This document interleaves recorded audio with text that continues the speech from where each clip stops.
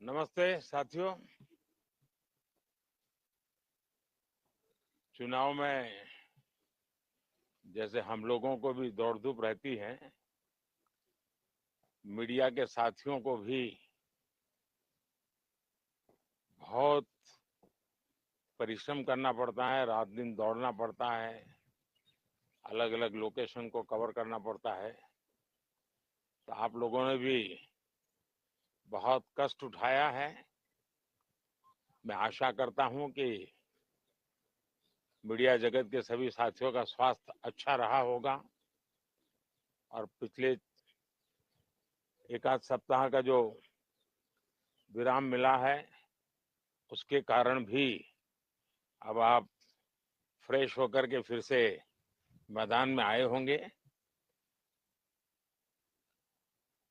तो 18वीं लोकसभा, और वैसे भी हमारे यहाँ व्यक्ति के जीवन में 18वीं इसका बड़ा महत्व होता है।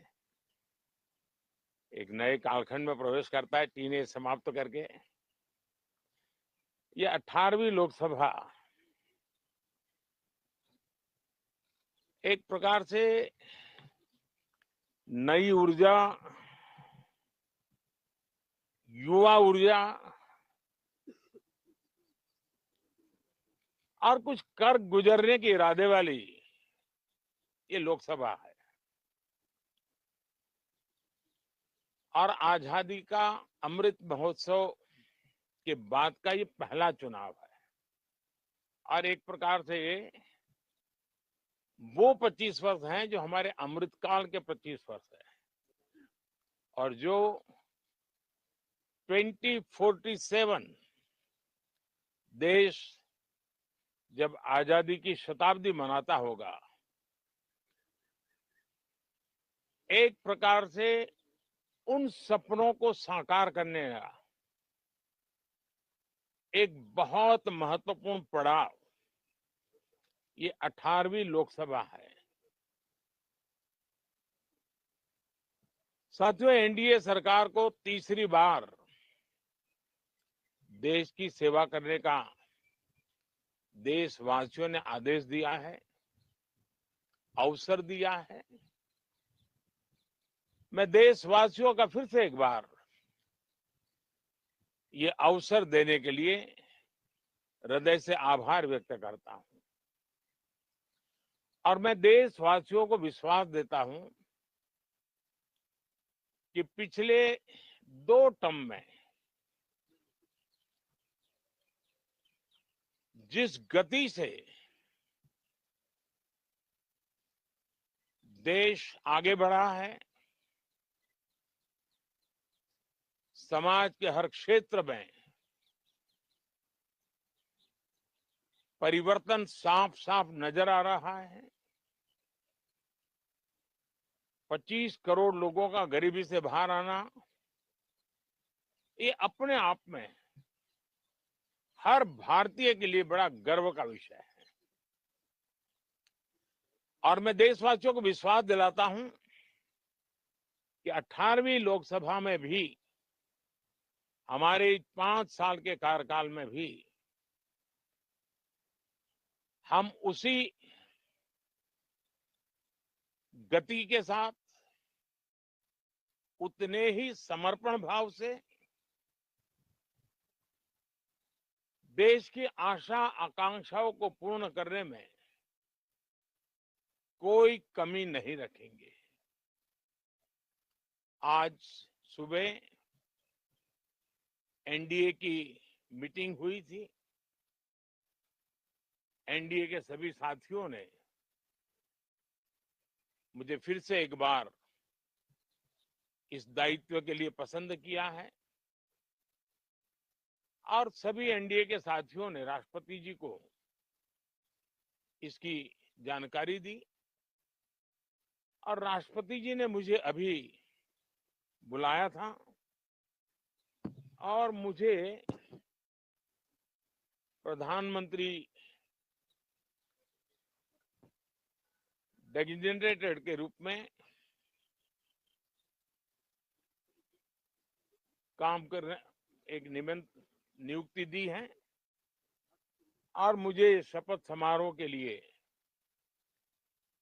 और मंत्रिपरिषद के सदस्यों के सूची के लिए उन्होंने सूचित किया है।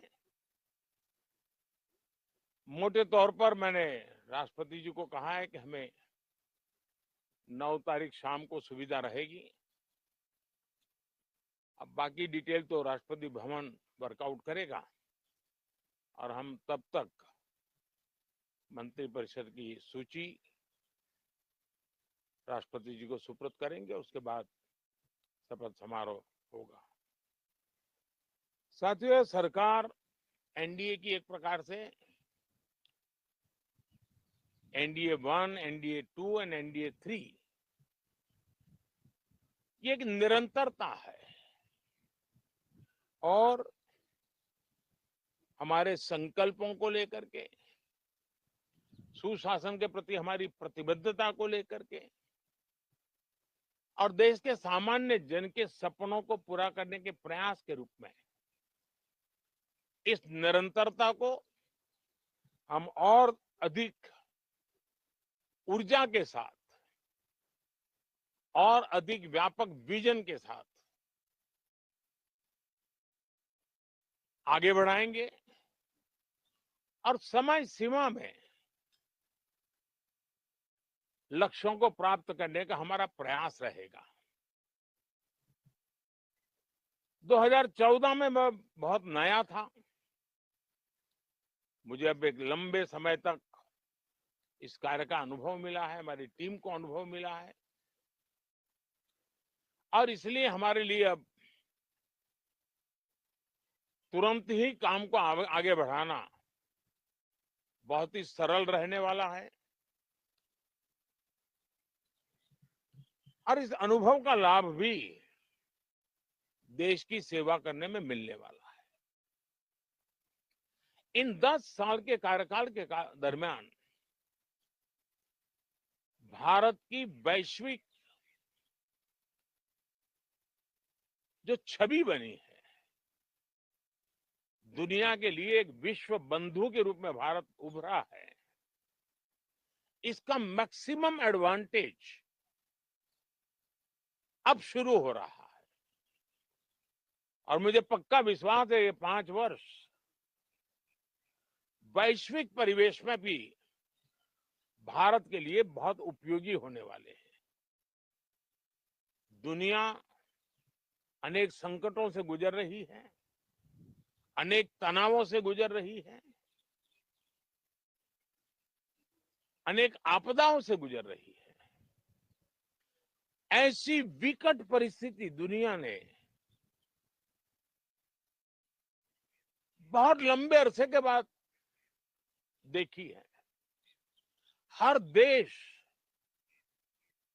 इन सारी समस्याओं के बीच अपने आप को बचाए रखना, बढ़ाते रहना, चुनौतियों का डगर डगर पे सामना कर रहा है।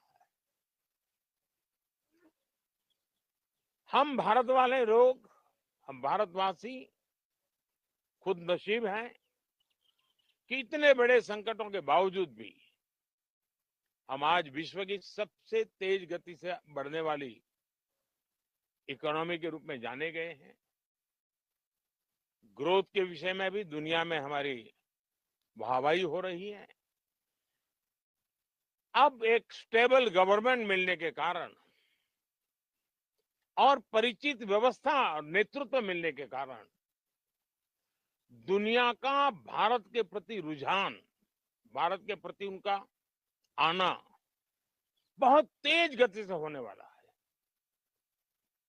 और मुझे विश्वास है कि देश के सभी राज्यों को इसका लाभ मिलेगा। देश की युवा पीढ़ी को सबसे ज्यादा लाभ मिलेगा।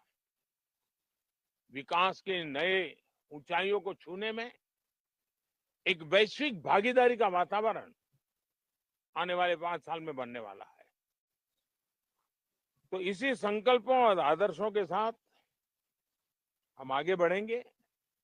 मैं राष्ट्रपति जी का हृदय से आभार व्यक्त करता हूं कि एक बहुत बड़े महत्वपूर्ण दायित्व के लिए उन्होंने मुझे निमंत्रित किया है आप सबका भी दोस्तों बहुत बहुत धन्यवाद। Thank you.